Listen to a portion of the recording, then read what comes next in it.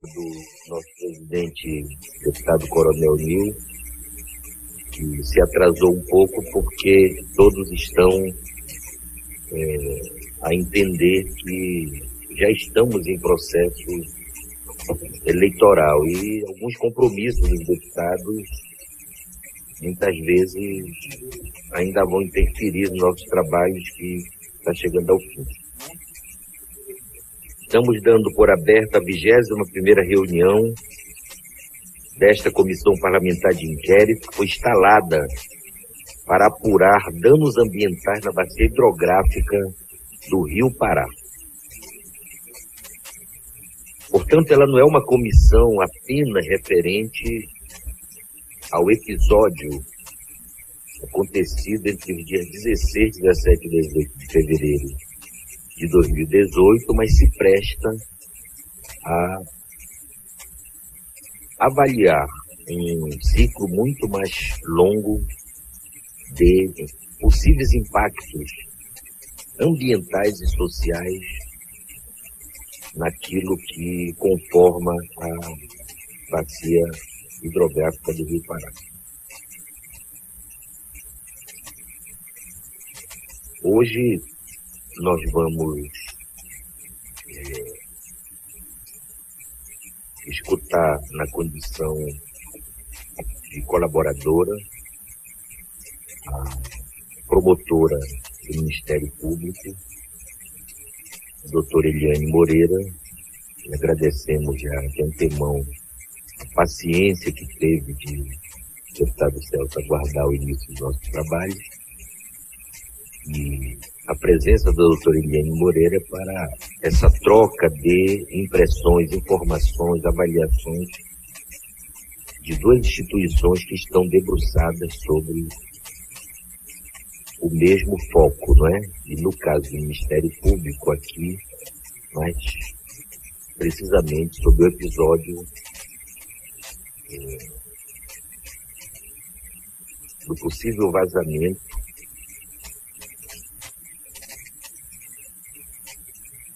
de material impróprio e agressivo no meio ambiente para a parte externa do complexo industrial da Hidroluz Norte, né?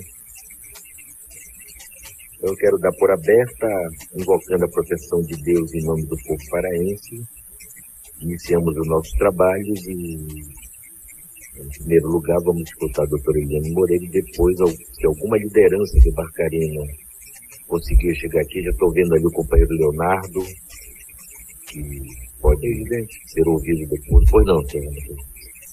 Com essa palavra, e primeiro eu gostaria de agradecer a toda a equipe aqui da nossa CPI, agradecer à doutora Eliane pela sua presença, peço perdão pelo meu atraso, mas o nosso dia começa muito cedo e acaba muito tarde, especialmente nesse período que nós estamos agora, numa eleição muito curta.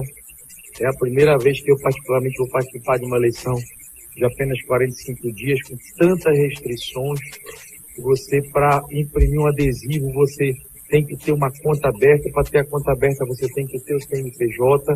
Para ter o CNPJ, o tribunal tem que liberar e tem que fazer um primeiro depósito. E o depósito só pode ser feito, doutora, se for através de um TED agora. Você não pode nem assinar um cheque e mandar depositar o seu próprio cheque na sua conta. Então, é tanto das restrições.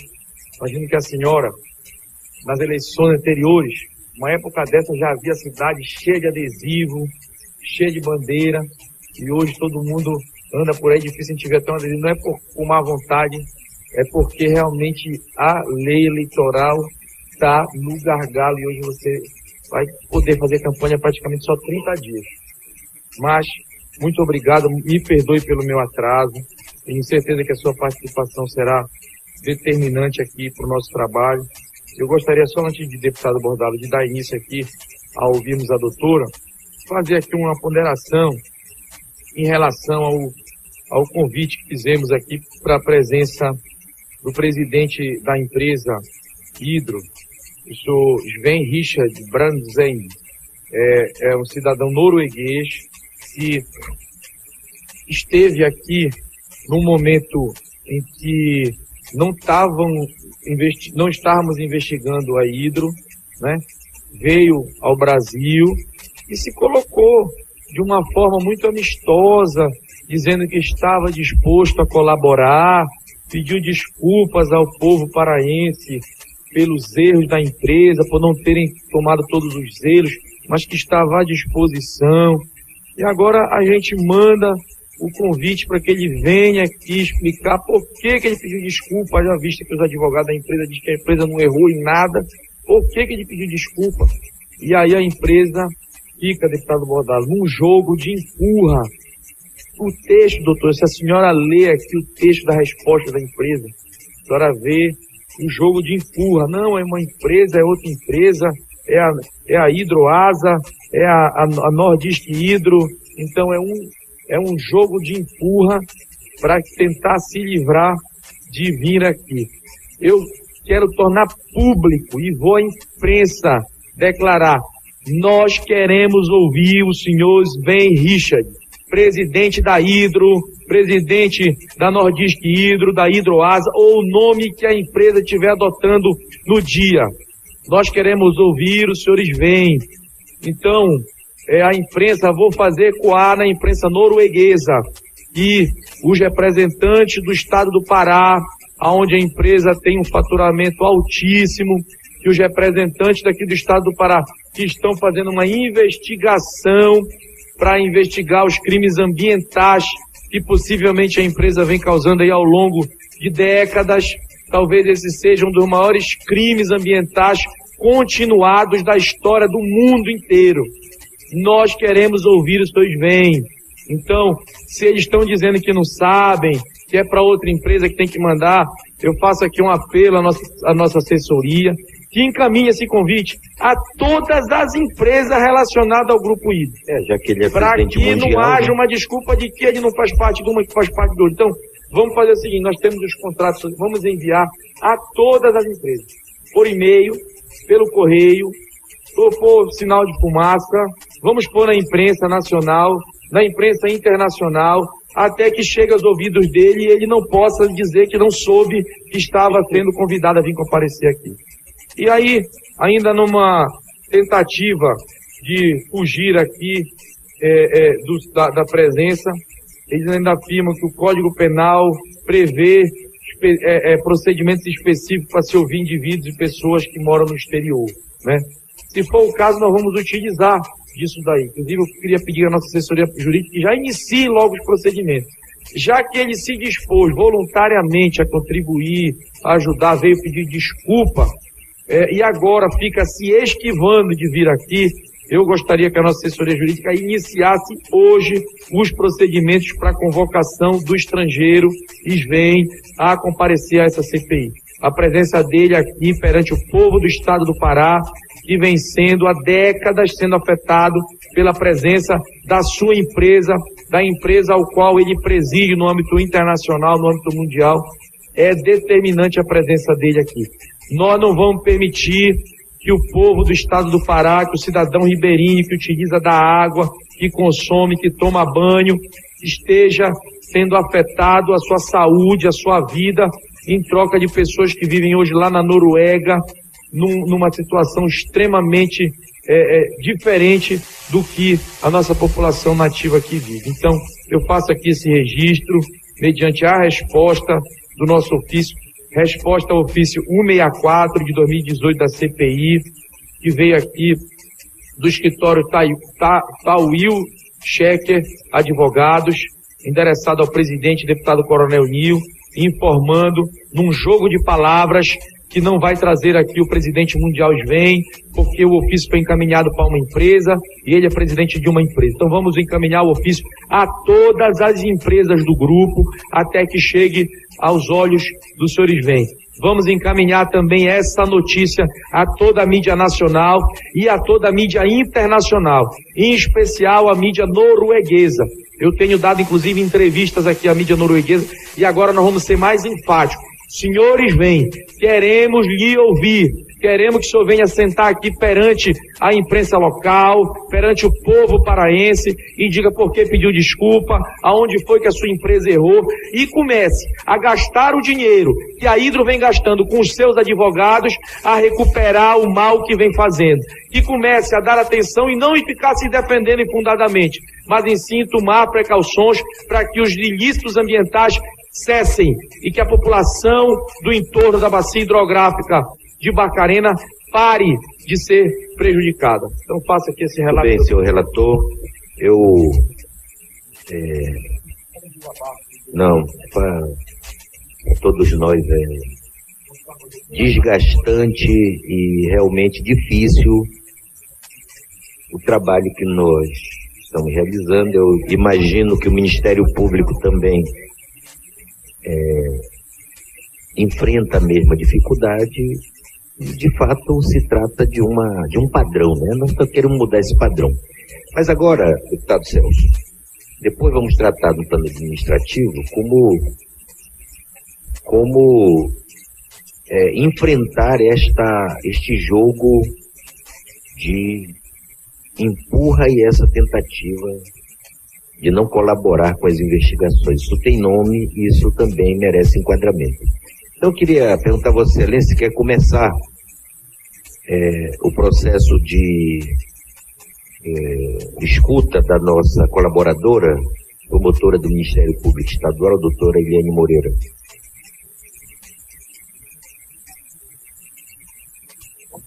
O senhor começa, depois eu completo. Tá? Deputado Bordalo, Vossa Excelência é um parlamentar de experiência em comissões parlamentares de inquérito, terá com toda a certeza no seu currículo mais essa participação emblemática. Fala em CPI na Assembleia, tem que ter o nome do deputado Bordalo, porque é uma pessoa experiente, é uma pessoa que já entende dos seus procedimentos. Eu gostaria de dar início aqui, na qualidade de relator, à oitiva da doutora Eliane. E, primeiro, doutora, lhe desejando um bom dia. A senhora tem um microfone na sua frente. Eu gostaria de pedir que a senhora, por gentileza, informasse o seu nome completo, a sua atividade, e essa a sua qualificação que a senhora já está acostumada. Funcionando? Bem, bom dia a todos e a todos. Queria iniciar, antes mesmo de me apresentar, agradecendo a oportunidade do Ministério Público ser ouvido. Eu entendo que essa é uma deferência que essa casa faz à nossa instituição e é uma forma, inclusive, de valorização do trabalho que a Força Tarefa, constituída pela Procuradora-Geral da República, a doutora Raquel Dodge, e pelo nosso Procurador-Geral de Justiça, doutor Gilberto Martins, tem desenvolvido. Então, eu recebo como uma atitude de respeito e de cooperação entre instituições que estão dedicadas a aclarar os fatos ocorridos. Então, muito obrigada, parabéns pelo trabalho de Vossas Excelências. Meu nome é Eliane Cristina Pinto Moreira, eu sou promotora de Justiça do Ministério Público do Estado do Pará. Eu tenho atribuição específica na Promotoria Agrária da Primeira Região, que é uma promotoria que congrega 75 municípios, dentre eles Barcarena e Abaetetuba, que são municípios abrangidos pelos fatos aqui apurados. Bem, a atribuição da Promotoria Agrária especificamente é relativa a territórios coletivos, a questões coletivas por terra e por territórios, e também o cumprimento do Código Florestal. E logo que ocorreram as primeiras notícias dos fatos, nós nos engajamos num grupo do Ministério Público para colaborarmos na elucidação dos fatos. Então, minha atribuição é essa, eu sou promotora de Justiça Agrária da Primeira Região. Bem, doutora, a senhora acompanhou no âmbito do Ministério Público Estadual os incidentes que ocorreram na empresa Hidro, certo?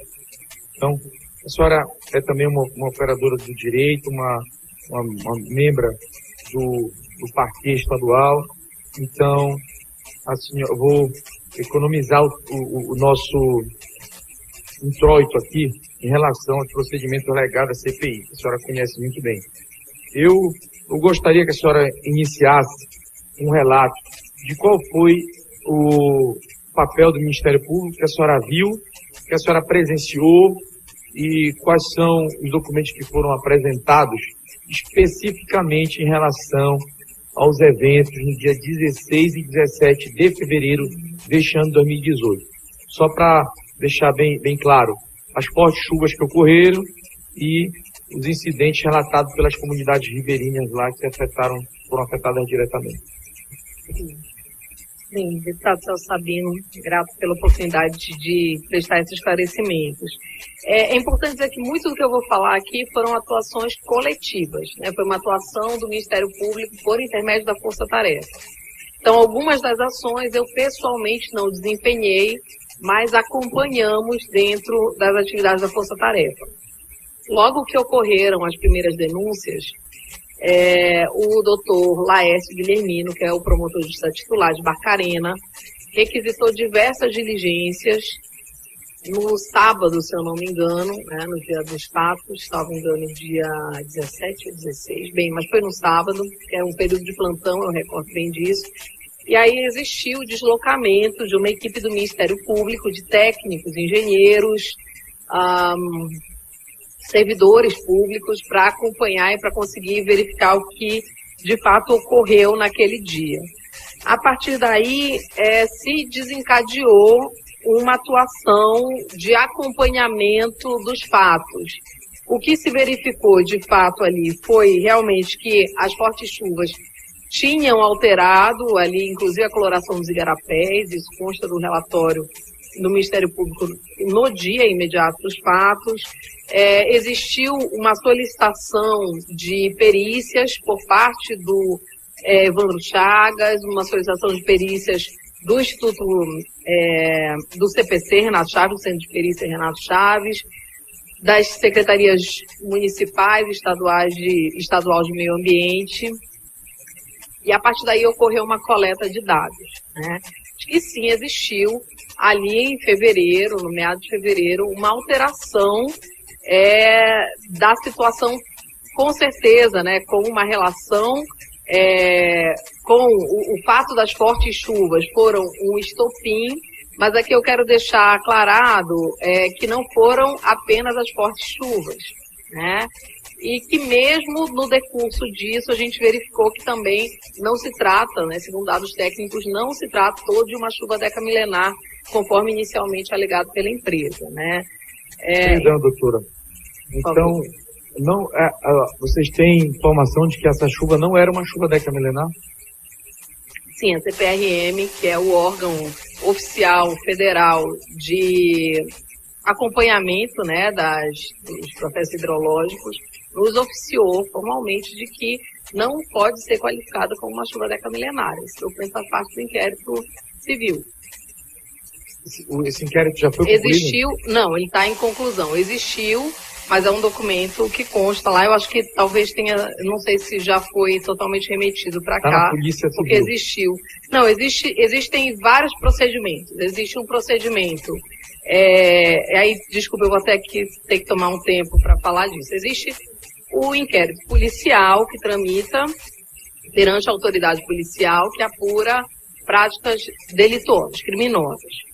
E existem inquéritos civis que apuram responsabilidade civil. Existe o inquérito civil hoje matriz, que é o inquérito civil do Ministério Público Federal, que é presidido pelo doutor Ricardo Negrini, do Ministério Público Federal.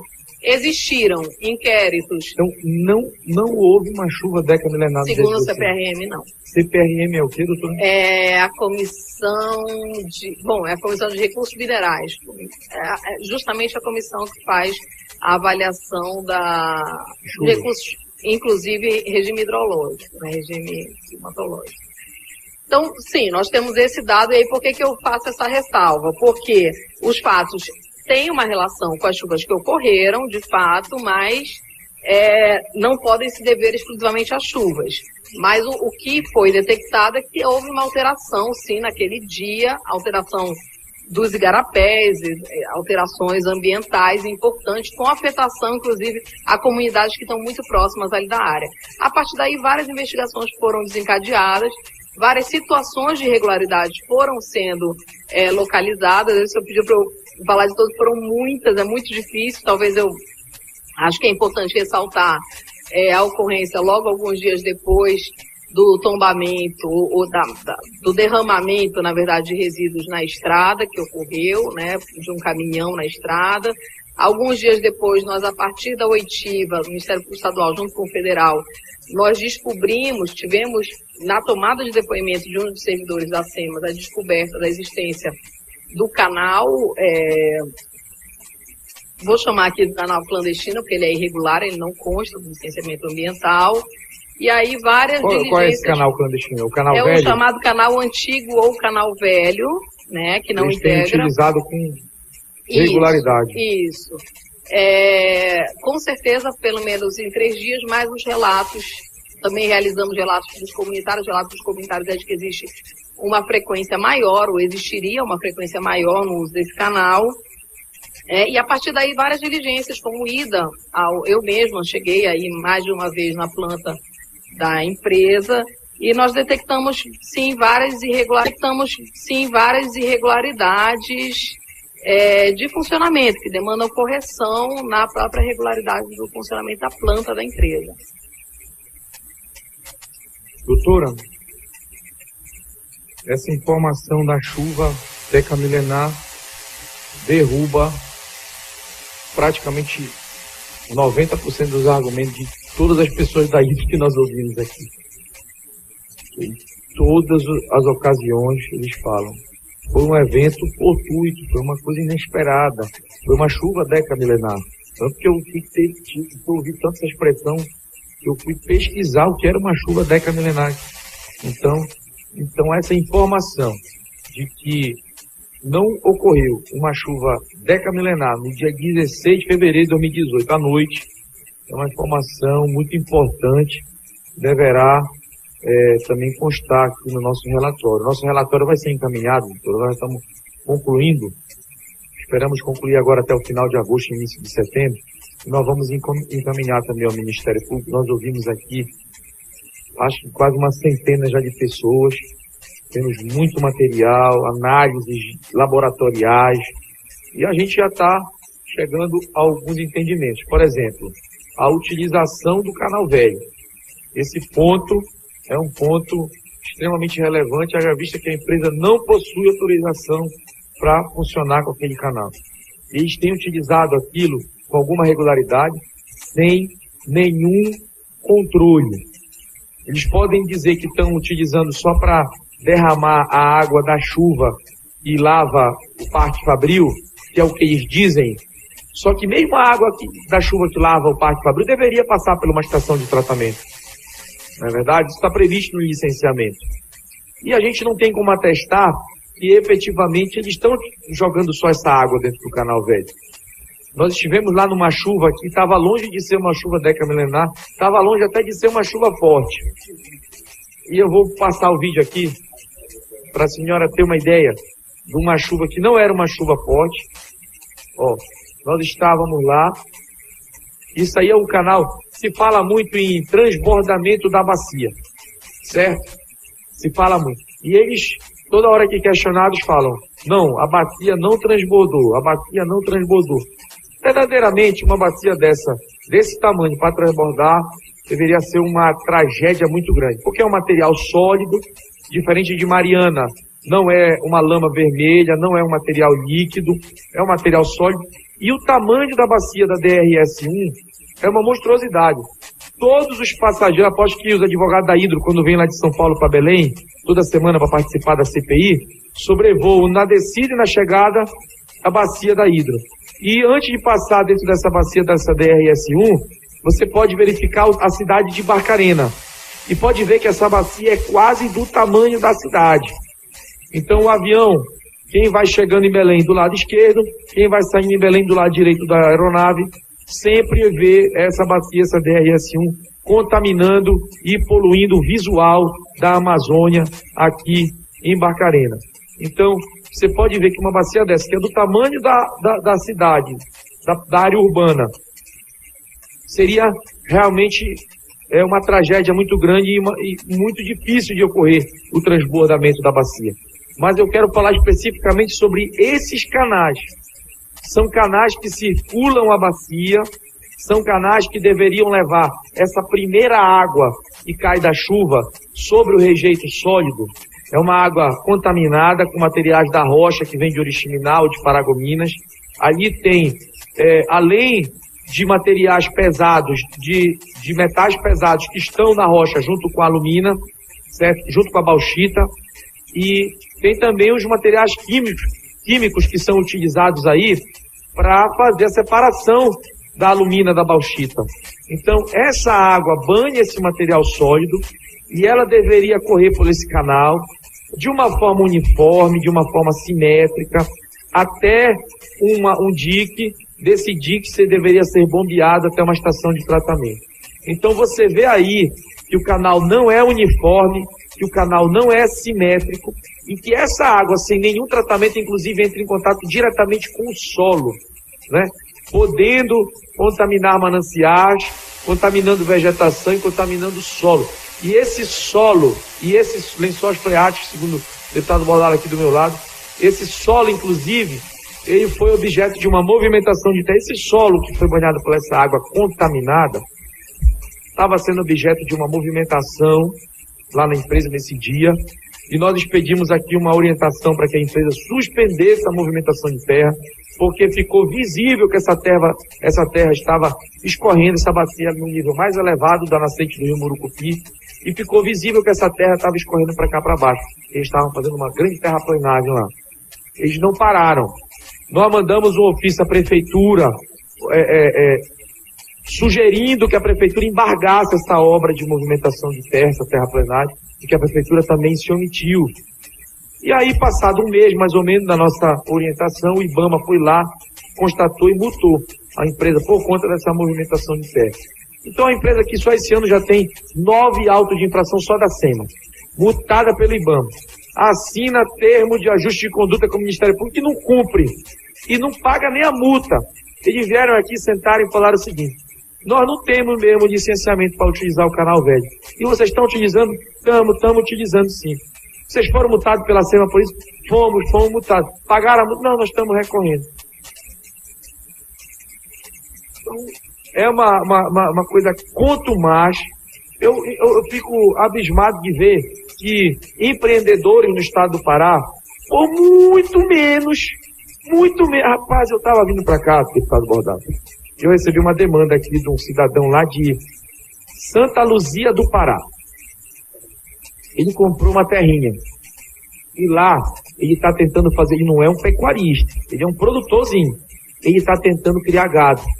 E aí, para criar gado, para fazer o que ele quer fazer, ele precisa fazer um financiamento. Buscou o Banpará. Está fazendo financiamento no Banpará. Está tudo autorizado, tudo aprovado, a terra dele está legalizada, documentada. Isso é coisa difícil de conseguir aqui, devido aos procedimentos que tem no INCRA, em todos os lugares. E aí?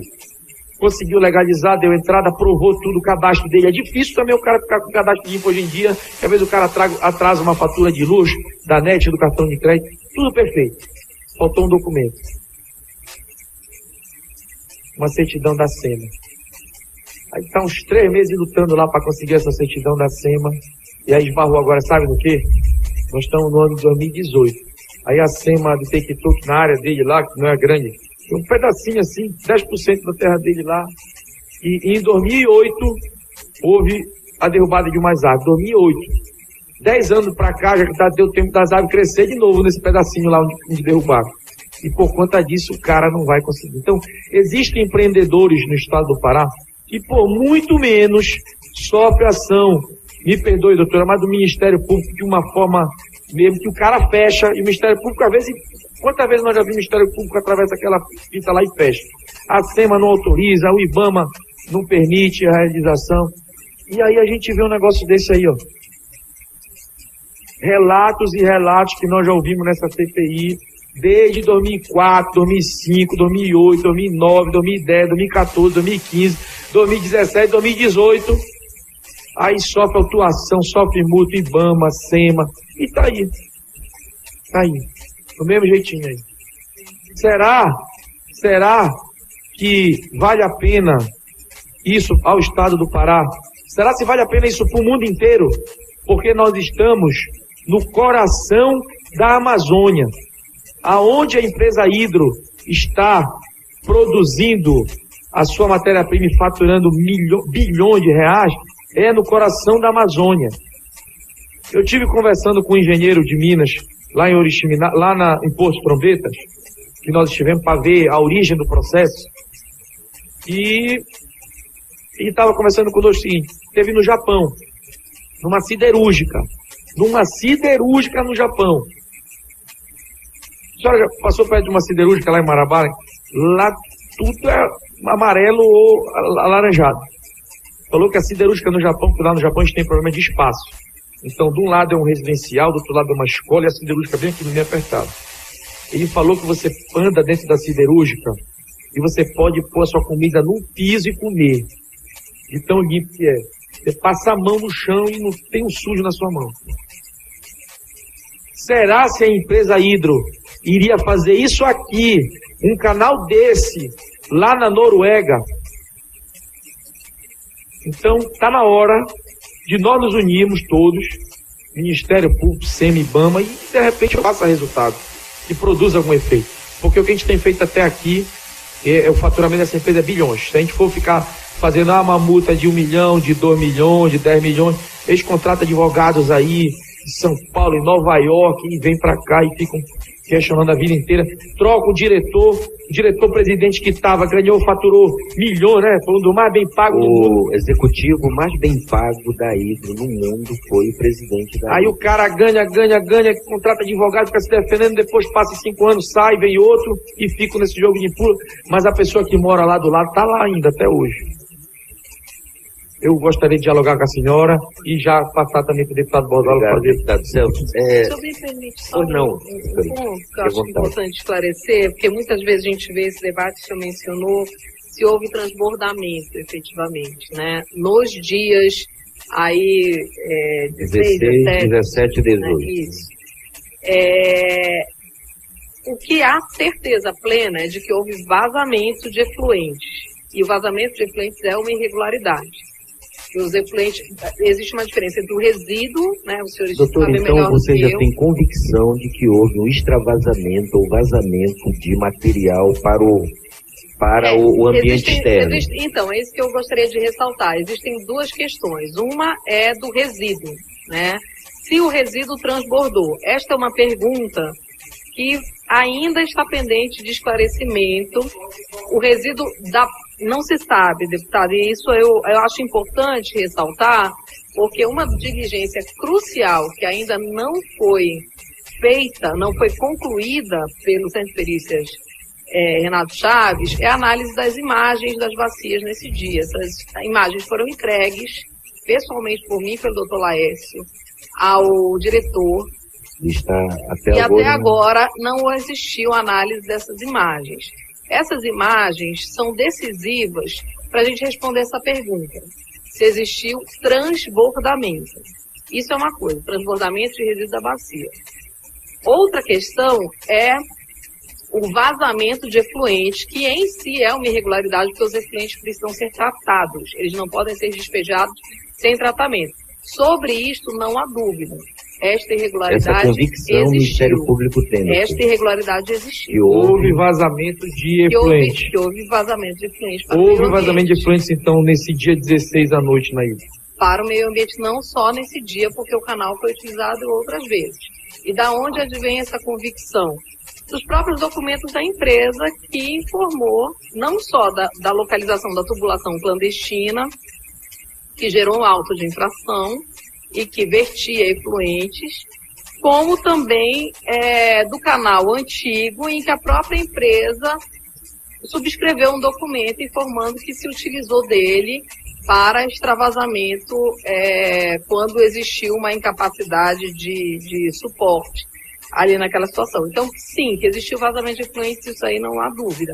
Agora, é necessário, eu faço questão de ressaltar isso, porque acho que é importante, mesmo para o trabalho de Vossas Excelências, também que adiram a esse nosso requerimento do Ministério Público, de que exista a conclusão da perícia sobre as imagens. Acho que esse ponto é fundamental. Vamos, com certeza. Doutora, eu quero... Está no Evandro, no TPC, Renato Chaves. Análise das imagens. Análise das imagens dos dias do vazamento. Dos dias 16 aí até 17. Só também um esclarecimento que eu achei importante. Esse TAC não foi assinado ainda, deputado. O nosso esforço, o nosso pedido, né, é de que o mais rápido possível, desde o início, né, nós temos procurado dar uma solução emergencial. E esse TAC não resolve todas as situações. Ele é o emergencial que já se passou 6 meses. Então é importante que tenha uma assinatura, tanto por parte da empresa como o Ministério Público, mas também das obrigações que nós entendemos que o Estado precisa cumprir. Doutora, mas ele ainda não está assinado. Era só eu quero isso fazer 3 perguntas, né, senhora. E a meu juízo são cruciais para o fechamento da nossa convicção. E é nessa linha das convicções. Primeira coisa, o Ministério Público formou convicção de que não houve, na noite do dia 16 de fevereiro de 2018, em Barcarena, uma chuva decamilenar.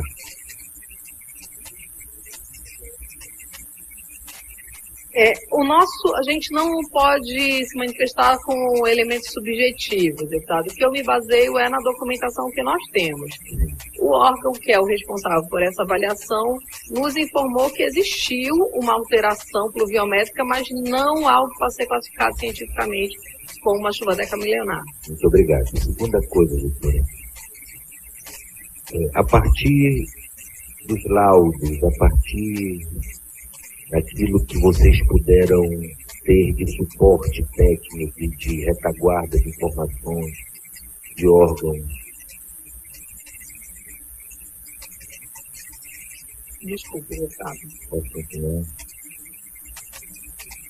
A partir dos elementos técnicos, dos laudos, de tudo que possa ter sido utilizado enquanto elemento de retaguarda, de suporte, o Ministério Público firmou convicção, a nossa força-tarefa lá do Ministério Público, formou convicção de que houve extravasamento, vazamento de efluentes para o ambiente externo das plantas industrial da Hidro Barcarena?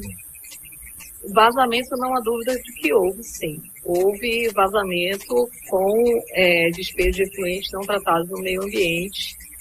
Isso vem de um bojo de elementos técnicos que nós possuímos nos procedimentos de apuração. Muito obrigado. Terceira pergunta, doutora.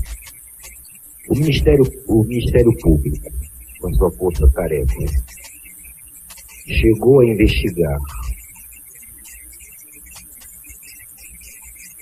a existência de um caminhão que, fora dos limites da planta industrial, estava a transportar material que, em tese, só deveria estar dentro da planta industrial. Houve algum evento deste tipo? Confirmou esse evento? O que é que houve? Houve um caminhão? Tombou um caminhão? O que é que houve, doutora? Que é um dos elementos que nós ainda não temos aqui uma convicção formada. Vocês chegaram a avançar nesta investigação? Sim, ela é Teve mesmo um caminhão? Existiu, sim, um derramamento de resíduos, possivelmente oriundo do RS1, na estrada, num ponto da estrada fora da planta da empresa. Um caminhão de uma prestadora de serviço. O que houve, por quê? Eu afirmo que houve. Porque existiu constatação, existiram relatos do órgão municipal e existiu mesmo a coleta do produto né, confirmando que de fato era aquele produto que deveria estar restrito à área da planta industrial. E para onde estava indo esse caminhão? Supostamente para a área da empresa prestadora de serviço. Onde é que fica? Mas isso é em Barcarena mesmo. Então essa prestadora de serviço estava transportando um material que, em tese, era próprio de estar circulando dentro da planta industrial da empresa. Exato. Então, houve um flagrante de que esse material estava sendo transportado para ser despejado, ou depositado, a palavra melhor talvez seja essa, em uma área desta prestadora de serviço, que fica em Barcarena. Então, esse procedimento era rotineiro?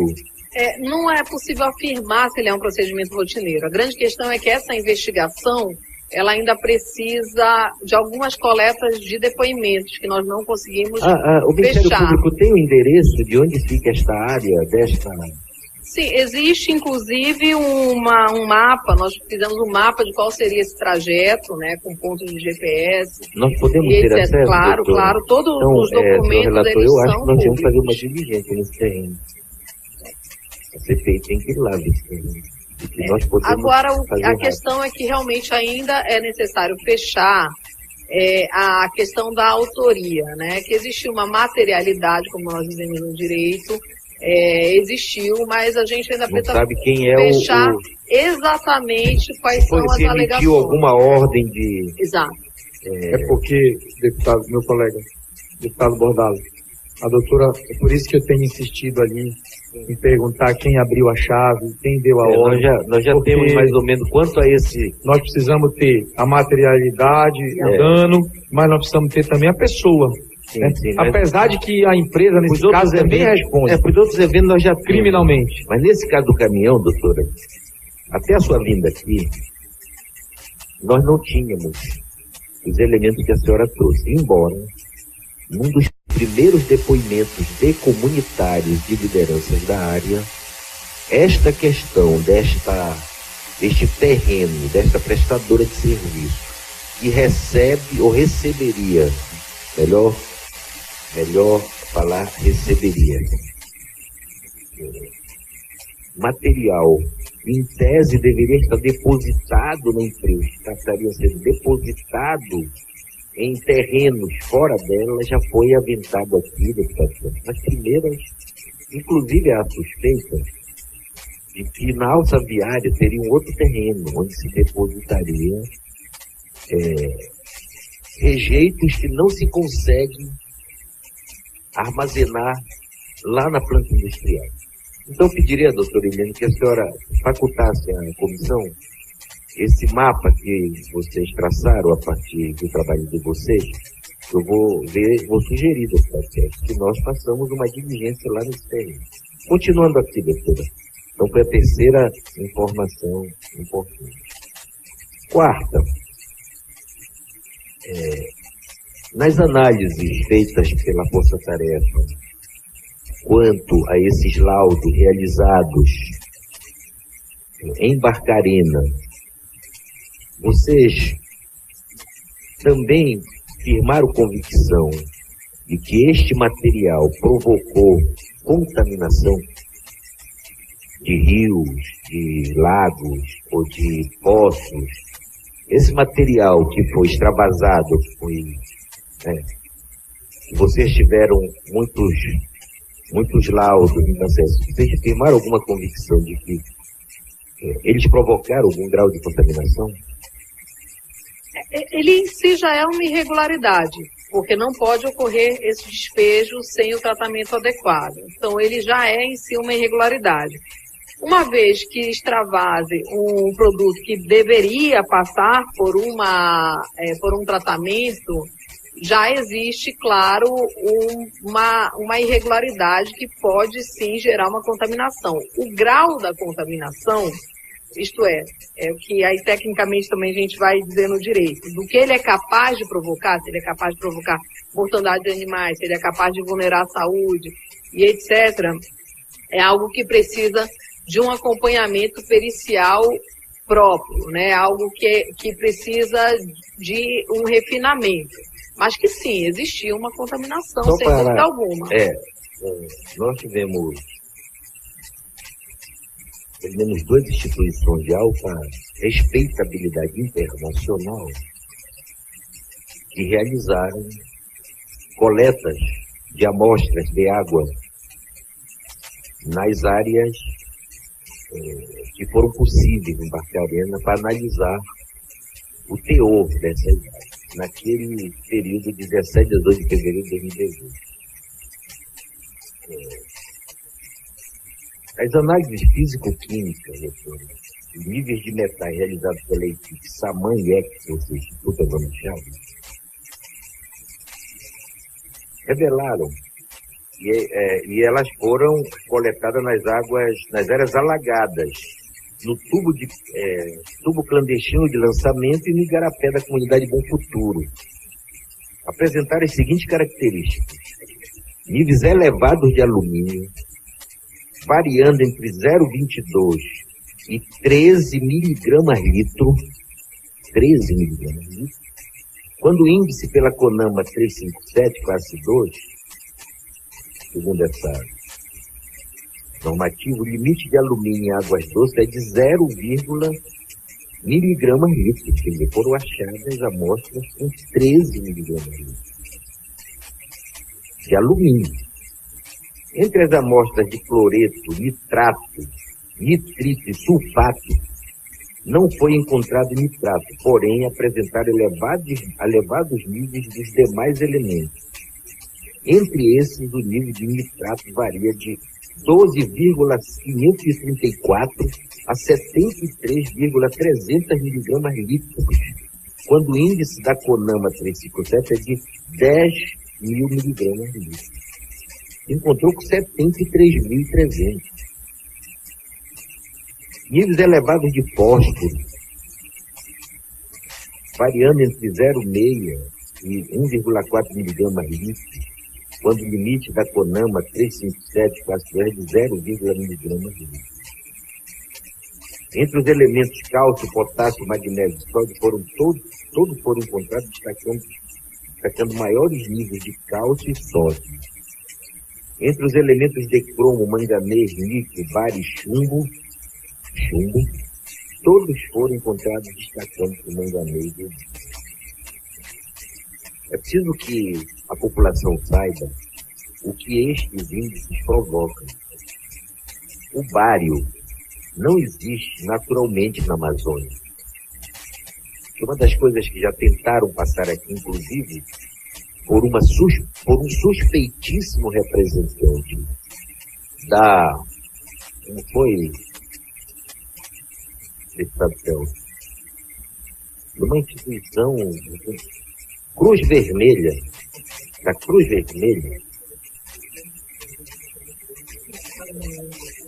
um suspeitíssimo representante, que ao ser perguntado aqui quem pagava a despesa dele, disse que tinha um contrato de confidencialidade com a IDRE.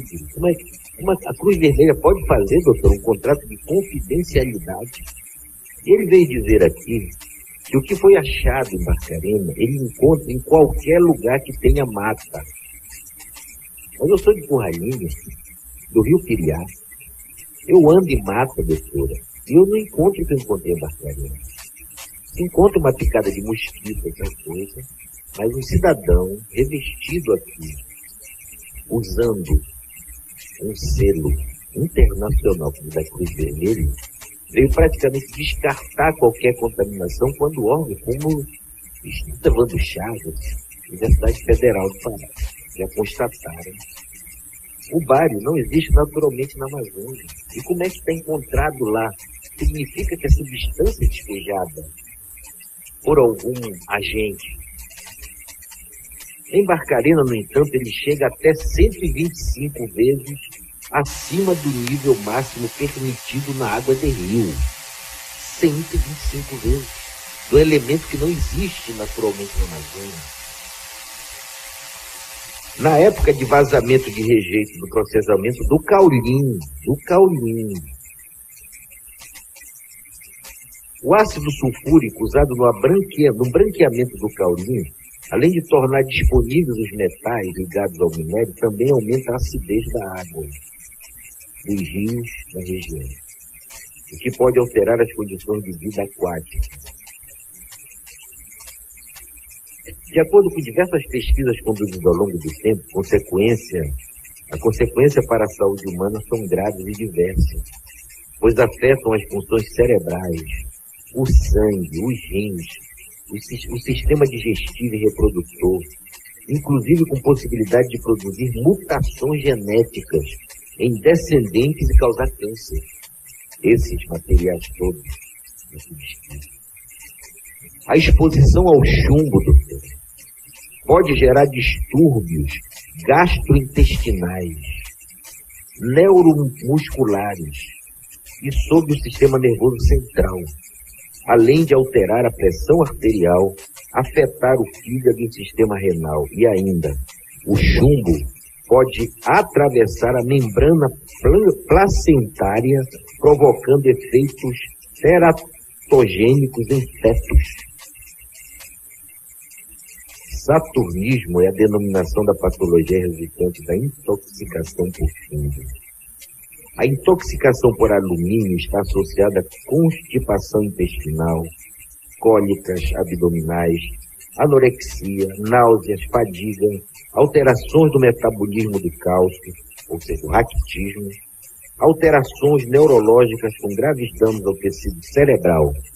Na infância pode causar hiperatividade e distúrbios do aprendizado. Inúmeros estudos consideram que o alumínio tem um papel extremamente importante no agravamento do mal de Alzheimer, a demência precoce. O excesso de alumínio interfere com a absorção do selênio do fósforo. A presença do cobre em índice elevado no organismo gera dermatite e alto risco teratogênico, câncer. E caracteriza-se a intoxicação por cobre por náuseas, vômitos, queimação, epigástrica e diarreia. Então, doutora,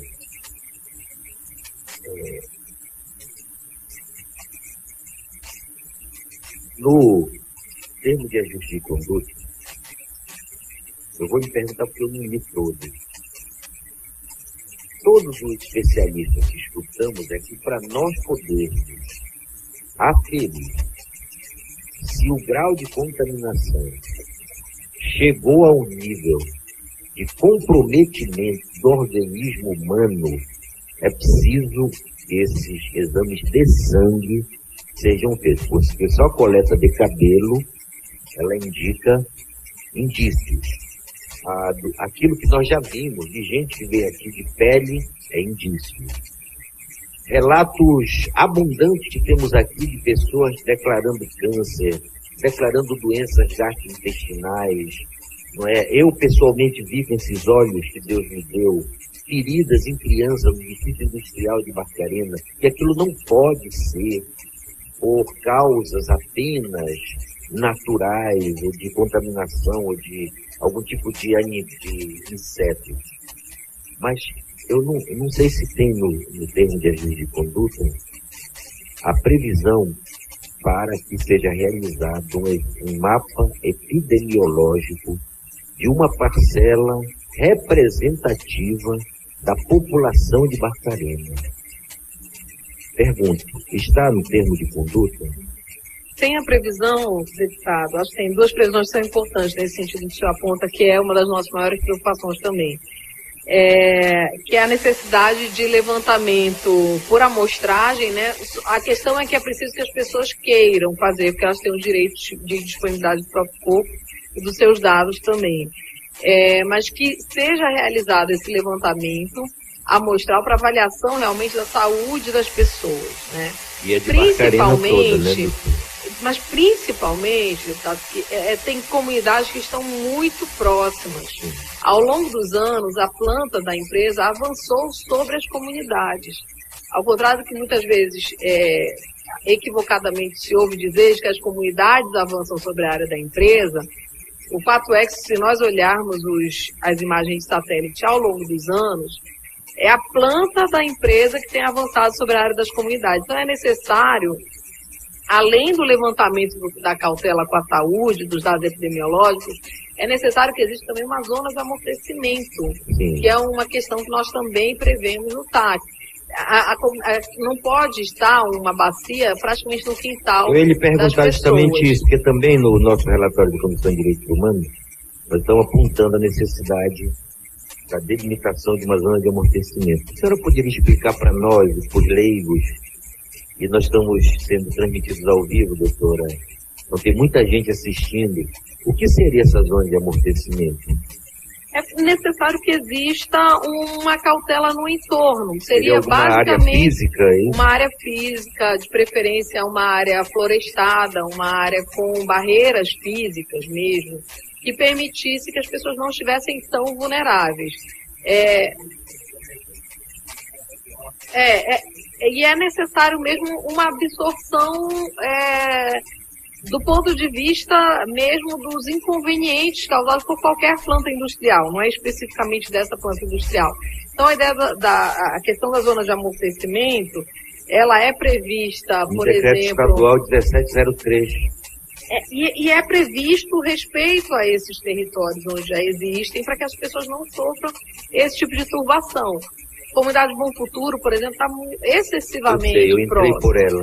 E volto a dizer, não foi a comunidade que avançou, foi a empresa que avançou sobre a área da comunidade. As imagens de satélite são muito claras sobre isso. Doutora, a senhora não teve, talvez como eu, a oportunidade de entrar pela comunidade Bom Futuro, acompanhado,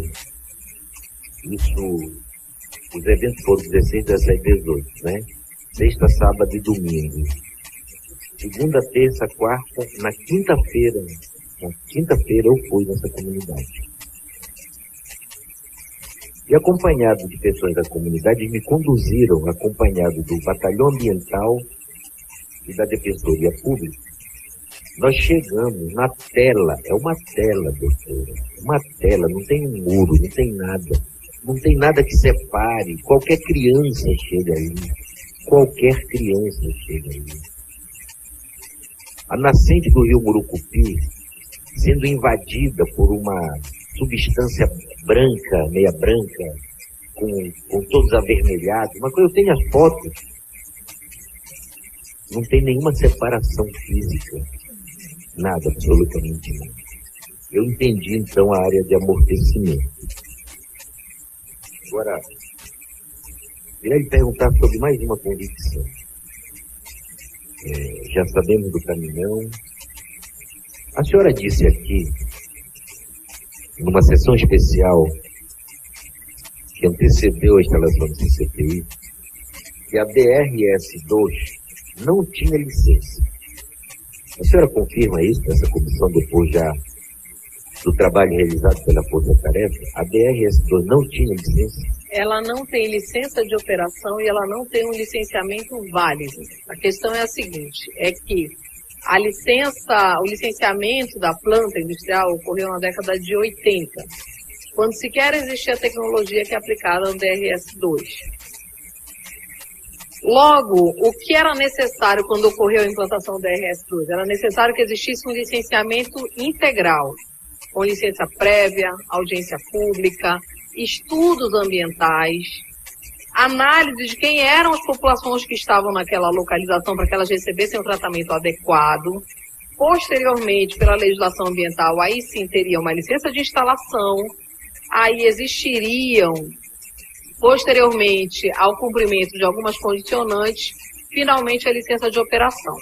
O que nós observamos no decurso das investigações? É de que existia uma utilização, ela tinha atividades de operação, tanto assim que à época o secretário de Estado do Meio Ambiente declarou que ela atuava tal como se estivesse operando, mas sem a licença de operação, que é um ponto, e sem mesmo um licenciamento integral correto. E ela funcionando. E ela estava funcionando. Então, assim, a grande questão é que o que existiu um aproveitamento de um licenciamento da década de 80, no qual essa tecnologia que é aplicada na DRS-2 sequer existia, e esse aproveitamento resultou não numa licença prévia, mas imediatamente numa licença de instalação.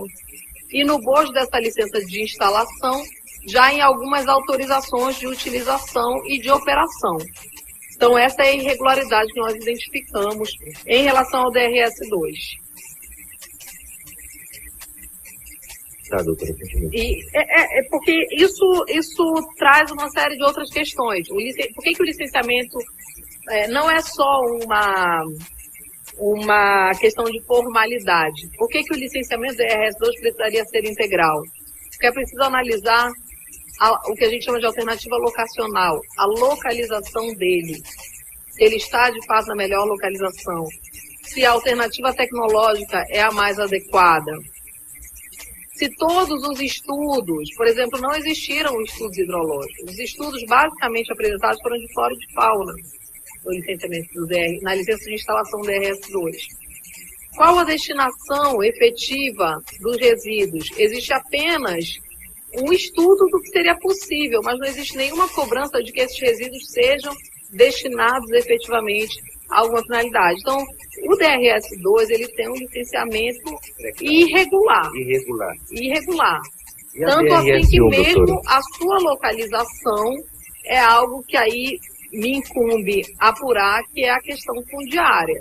A sua localização possivelmente está numa área que não poderia ter se destinado a essa finalidade. E a DRS-1?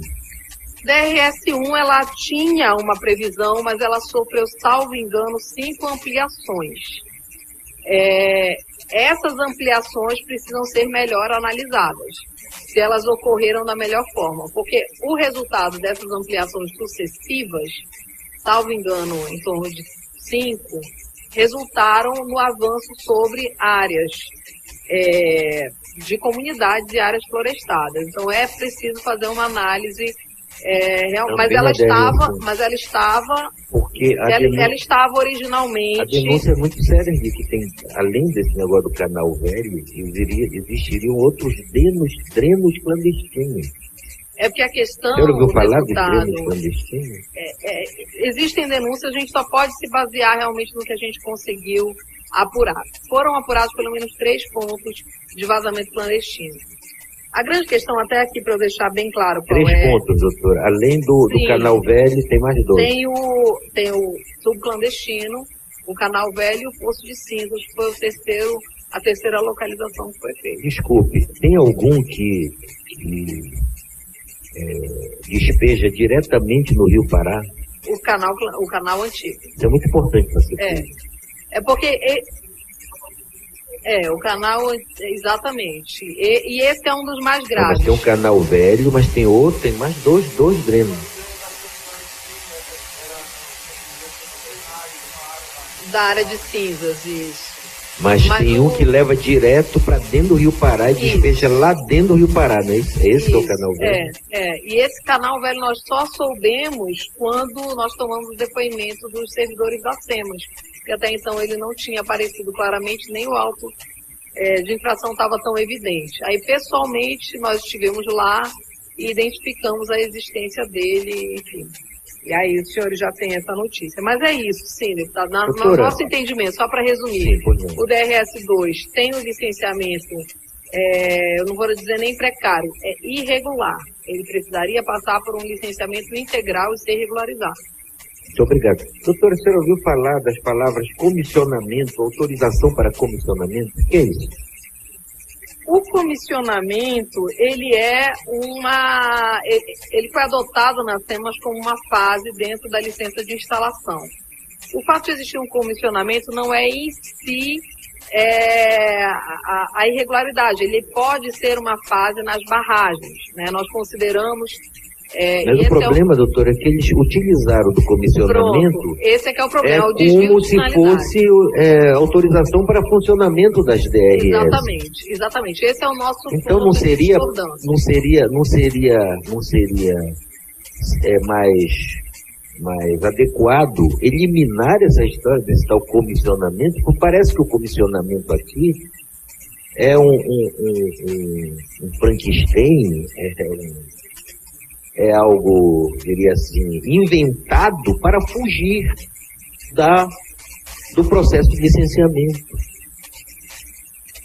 A senhora não acha que a gente deveria eliminar essa figura, já que ele tem sido inadequadamente utilizado, e parece que é ele que está lastreando o funcionamento completamente irregular e clandestino dessas vacinas. O grande problema, de fato, é a utilização do comissionamento como se fosse autorização de operação. Então, senhor relator, eu peço uma atenção nosso relatório para isso, porque isso dentro da Secretaria de Estado de Meio Ambiente tem sido praticamente um instrumento utilizado para autorizar o funcionamento. Doutor, eu só vou mais das perguntas que eu já estou pensando. Já falei do zona de amortecimento. Eu quero falar sobre o dinheiro. O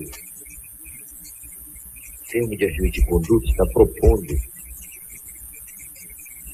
que as compromissárias, palavra, eu vou explicar para nós o que são as compromissárias. Quem são as compromissárias? Elas que assumem o compromisso. Então, a empresa, nesse caso a Hidroalunorte, muito bem, a oferecer garantia no valor de 250 milhões de reais, por meio de garantia bancária para assegurar o cumprimento do presente plano. O que seria isso? A empresa depositaria 250 milhões numa conta específica? Como é que seria os 250 milhões? Deputado, a gente precisa prever nesse TAC alguma... Qual o grande problema que está se vendo no Brasil hoje, com algumas situações de TAC já existentes com vários ministérios públicos do Brasil? Que as empresas que entraram em uma situação financeira delicada não conseguiram dar conta de cumprir o TAC. É isso que nós queremos evitar nesse TAC. Criar um certo fundo garantidor. O que acontecer, então, a gente um fundo garantidor, mais ou menos. Ele não é exatamente um fundo, ele é uma garantia financeira, uma garantia perante um banco, de que essas atividades sejam cumpridas, porque mais tarde a gente tem, a empresa entrou num processo difícil, não pode cumprir. Não, tem que ter essa garantia financeira. Muito bem, doutora. Eu quero saudar essa iniciativa. Mas eu quero, ao mesmo tempo, revelar uma preocupação. Recentemente, foi alterada a CFM.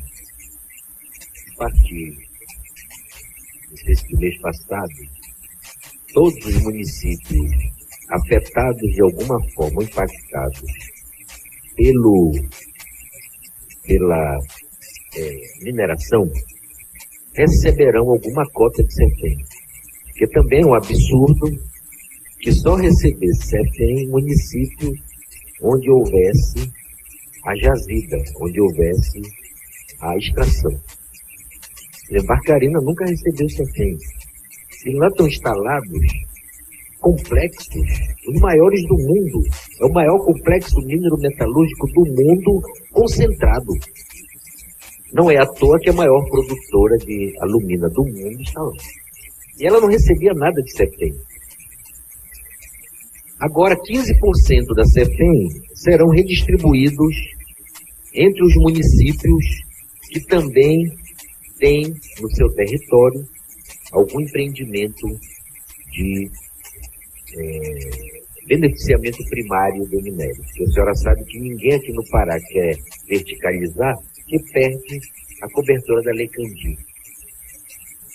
Ninguém quer. Essa conversa de verticalização aqui é papo para boi dormir, porque nunca haverá. Quem instalar isto foge da proteção e da benesse da Lei Candir. Mas até aqui, essas que faziam o beneficiamento primário não recebiam também nada de CFM. Passarão a receber. Qual é a preocupação? É que esse dinheiro, em tese, seria para orientar-se prioritariamente para as populações impactadas diretamente. Eles não vão servir para isso porque vão direto para a conta geral dos municípios. A senhora visita Parauapebas, doutora, que já teve caminhões e carretas de dinheiro repassado. É um absurdo que bairros de Parauapebas não tenha esgoto sanitário, não tenha água potável para a população beber. Em Parauapebas. Sabe o que me preocupa, doutor? Que, de novo, um caminhão de dinheiro vai estar entrando nos cofres das prefeituras. Vive de Barcarena. Eu visitei comunidade São João, doutora, pelo amor de Deus. Aquela comunidade está morrendo. Quando os bois fugiram do navio, estraçalharam tudo que foi rede do povo, porque é no rio que passa. Não sei se ela conhece a comunidade. Acabou com as pontes de todo mundo. A prefeitura veio aqui, prometeu que ia fazer a ponte. O secretário mentiu para nós aqui. Estou com vontade de convocar o secretário aqui, porque ele mentiu bem assim. As pessoas, deputado Celso, acho que pode sentar aqui e mentir. Nós precisamos tomar medidas contra isso. Como aqueles funcionários, alguns funcionários que vieram da Hidro aqui, foram treinados para mentir aqui. Teve um, doutora, que chegou aqui e disse que no departamento dele não tinha chovido. A empresa dizendo que teve uma chuva decamilenar. E teve um cidadão que chegou aqui e disse que na área dele não teve nada de anormal, porque não choveu lá. Será que é possível? Então veja bem. 250 milhões. Sabe qual é a minha preocupação?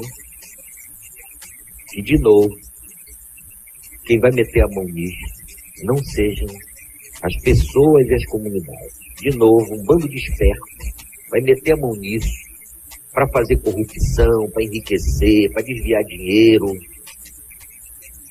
Eu acharia que era prudente a gente propor um conselho gestor para aplicação desse dinheiro e que contasse com uma equipe técnica, mas que essencialmente quem estivesse a decidir para onde esse recurso será efetivamente destinado sejam os moradores de Barcarena e, em particular, as comunidades mais impactadas por esse empreendimento.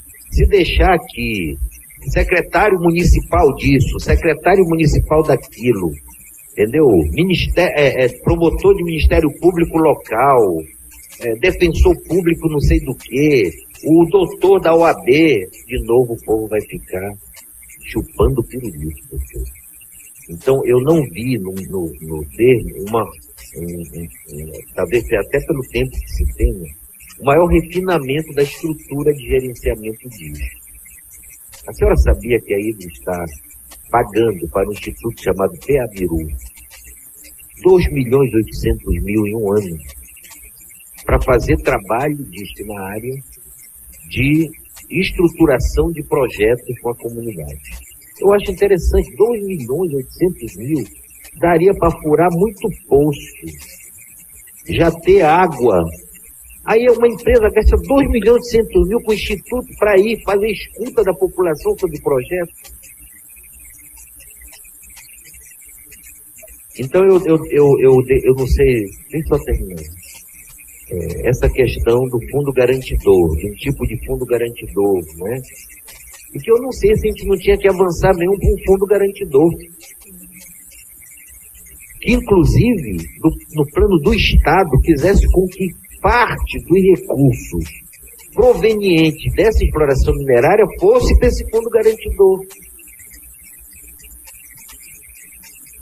Começando por essa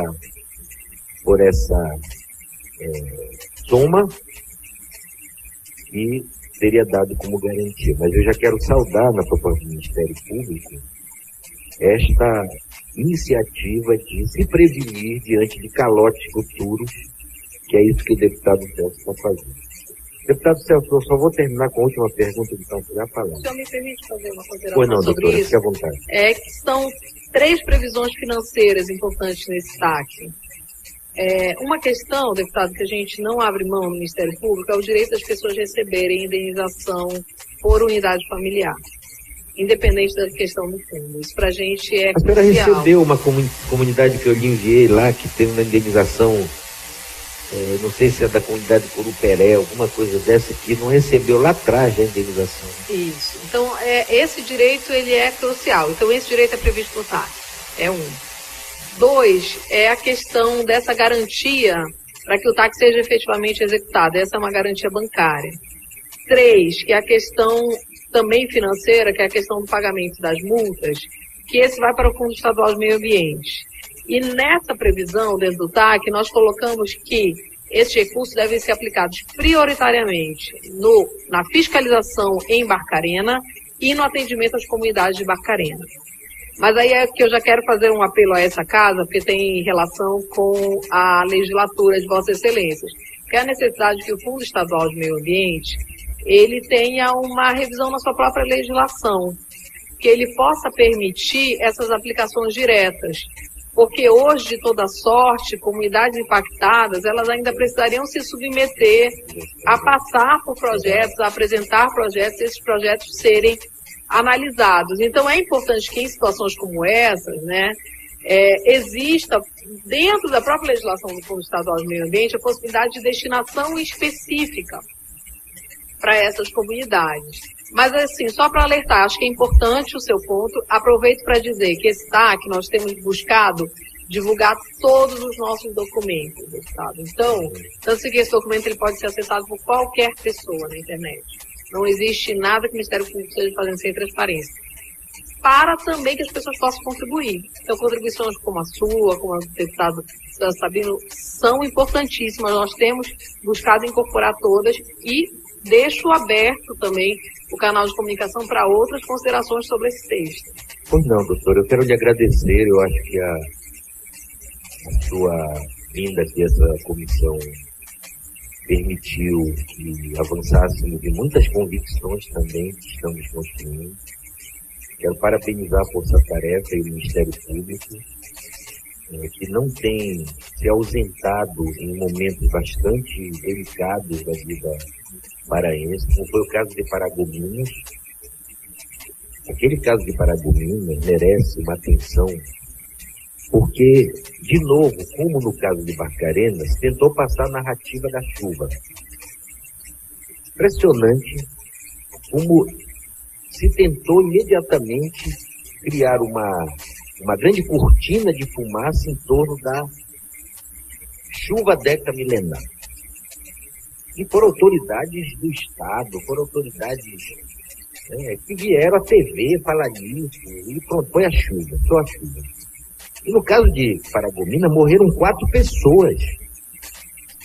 Se eu não estou enganado, 4 pessoas. Destruiu-se um bairro ou 2.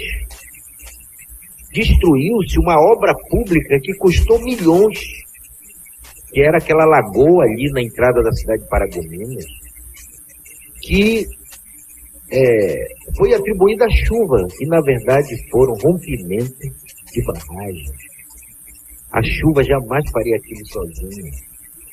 E eu quero parabenizar o Ministério Público, que independente da narrativa que tentaram passar, abriu o procedimento, concluiu por isto, não é? E está levando as barras da justiça aqueles que merecem.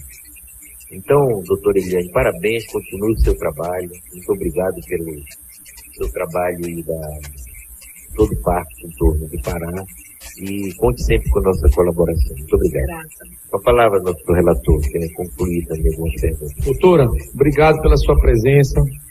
E a senhora é promotora de meio ambiente ou promotora agrária? Agrária. Está nessa confusão aí. Olha, nós vamos com muito trabalho, mas também com muito empenho concluir esse relatório e vamos lhe mandar. Eu já posso lhe antecipar que nós já estamos aqui finalizando o indiciamento. Não sei se a senhora já tomou conhecimento, mas é de um dos diretores da empresa que veio aqui e não cumpriu com o juramento que fez, né, de dizer a verdade. Nós marcamos uma cariação entre os técnicos do Evandro Chagas, da SGW contratada pela Hidro, do Renato Chaves e da professora da UFPA. Os técnicos da SGW vieram na segunda-feira, prestaram depoimento, foram comunicados por mim pessoalmente aqui, como a senhora está sentada. Olha, amanhã, como é hoje, segunda, né? Amanhã, terça-feira, vocês vêm para cá que nós vamos fazer uma cariação. Tá entendido? Tá entendido, combinado. Aí, quando chegou na terça-feira, eles vieram para cá. Esse diretor, por nome Baranov, da empresa aí, é o diretor de Relações Institucionais. Lembra até aquele nome da Odebrecht, né? Da Departamento de Relações Institucionais, né? Estruturada, né? Mas lá é diretor de Relações Governamentais, Institucionais. Disse para eles irem embora. Vão. Para vocês não participarem da cariação. Os caras aqui de São Paulo foram embora. Está tudo filmado, a Assembleia monitorada. Chegou na hora da cariação, cadê o pessoal da SGW? Tinha ido embora. Aí ele estava aqui e falou, não, a SGW não presta mais serviço para ele. Nós rompemos o contrato. Aí, como a CPI tinha interesse, na verdade, nós precisávamos ouvir aqueles técnicos para fazer o confrontamento das ideias técnicas e científicas, marcamos uma outra cariação, notificamos direto eles. Aí vieram para cá e falaram, não, nós estamos do mesmo jeito, prestando serviço para eles. Não mudou nada, nenhuma vírgula no contrato. Estamos recebendo direitinho, estamos pagando, nós estamos trabalhando, um trabalho continuado. Vocês têm certeza que tem? Mas vocês estavam aqui naquele dia, por que vocês foram embora? Porque o Baranov mandou a gente embora. Eles estavam sob juramento, eles foram advertidos que eles não tinham como mentir. E aí ficou esse incidente dessa questão do falso testemunho, né? E nós já abrimos a parte, já estamos encaminhando para a polícia e para o Ministério Público para eles tomando a medida que achar que tomar. Quando agora vem um advogado dizer que não foi o Baranov que disse que a SGW não prestava mais serviço para IDA, foi o advogado que disse. Não tem problema. Como o pessoal da SGW disse que foi o Baranov que mandou eles ir embora daqui no dia, nós vamos mandar do mesmo jeito para o Ministério Público e para a delegacia para apurar o embargo à investigação que eles estão provocando aqui, o Baranov. E a questão do advogado, nós vamos abrir agora um outro incidente e vamos encaminhar a ordem dos advogados do Brasil, porque o advogado também não pode estar aqui para atrapalhar a investigação e ficar contando mentira, não é isso, deputado Bordão? E nós não vamos aqui nos abaixar, porque diz um ditado que desde criança meu pai me ensinou, aquele que muito se abaixa, o fundo aparece. E está caminhando. Deputado, eu fico alegre se eu trazer uns ditos populares. E nós estamos caminhando devido à beligerância com que a empresa Ido vem vindo para essa CPI, se negando a apresentar documento, usando de subterfúgios gramaticais e ortográficos para tentar justificar que os ofícios daqui são mal escritos e que foi para a pessoa errada e que não é com eles, é com aquele outro.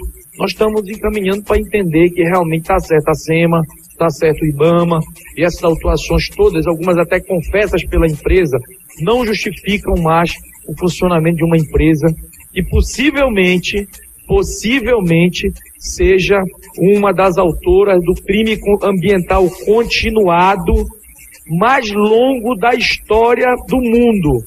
E justamente no pior lugar para que um crime como esse ocorra, dentro do coração da Amazônia. Então, nós vamos, deputado Bordalo, com muito critério, para não cometer nenhuma injustiça com ninguém, avaliar a questão de passarmos a recomendação e, se for o caso, entrarmos, que essa casa pode entrar com as ações judiciais cabíveis para que isso cesse, isso acabe. E se para que isso acabe for necessário a suspensão, o cancelamento da licença de operação, nós vamos trabalhar para isso. Para que isso acabe, se for necessário, o cancelamento dos alvarás, das inscrições estaduais, das inscrições municipais, nós vamos trabalhar para que isso ocorra. Mas nós queremos que isso acabe e que o povo do Pará seja respeitado, que o processo não respeita nem o processo de investigação. Eu quero aqui solicitar aqui a nossa assessoria de imprensa e a todos os assessores dessa comissão, vamos passar para a imprensa nacional e para a imprensa internacional, especialmente a norueguesa, que o presidente da Hidro, o senhor Sven, está se negando a vir prestar os esclarecimentos ao povo do estado do Pará pelo serviço da empresa aqui, pela empresa que preside. Eu estou convidando o presidente. Vamos mandar para todas as empresas. A assessoria vai mandar para todas as empresas. E outro, vamos dar início à nossa assessoria jurídica ao processo previsto no Código de Processo Penal para a convocação de estrangeiro. Obrigado, deputado Baldado. Muito obrigado. Desculpe a extensão. Só para dispensá-la, que ela tem outro compromisso. Antes, senhora, eu queria fazer 2 pedidos rápidos, doutora. Houve uma denúncia semana passada da senhora Socorro, do Borajuba, está bem ali, de que teriam paralisado as entregas de água para algumas pessoas, algumas comunidades. Queria que o Ministério Público verificasse isso. E lhe agradecer e lhe pedir, fora de CPI aqui, que nós aprovamos uma lei nessa casa, criando o Programa Estadual para a Proteção de Defensores e Promotores de Direitos Humanos, doutora. Eu sou autor de uma emenda no PPA de R$500 mil por ano para esse programa. Esse programa só falta e não está lá. Eu queria pedir à senhora, como promotora agrária, que intercedesse junto à CJUDH para que seja imediatamente instalada, contratada uma empresa e comece a funcionar esse programa. Tem muitos defensores de direitos humanos ameaçados no Pará. É pedido de agradecer a sua presença e de liberar. Eu sei que a senhora tem um outro compromisso ao meio-dia. Eu que agradeço, parabenizo o trabalho dessa casa e coloco o Ministério Público à disposição de tudo que Vossa Excelências necessitarem. Também coloco à disposição aqui da Dona Socorro e dos demais. Obrigada, bom dia, bom trabalho.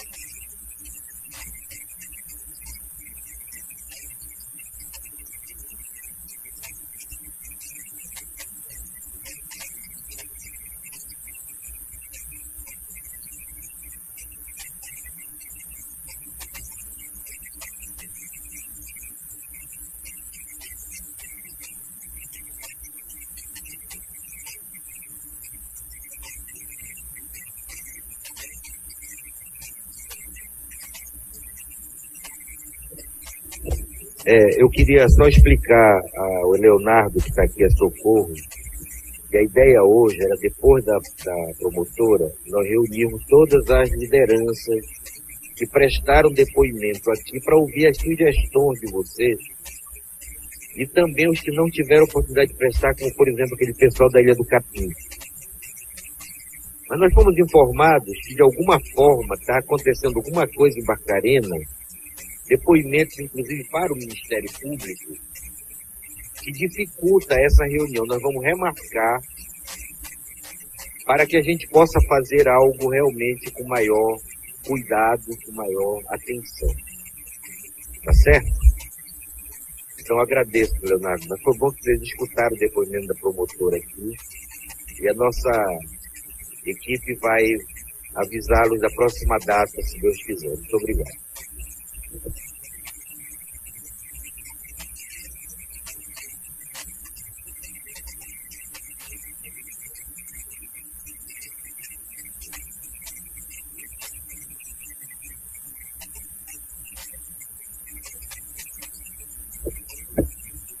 Olha, mas a gente está convidando também para o almoço. Quem veio para prestar os seus depoimentos foi adiado, podem ficar conosco para almoçar, tá certo? Muito obrigado.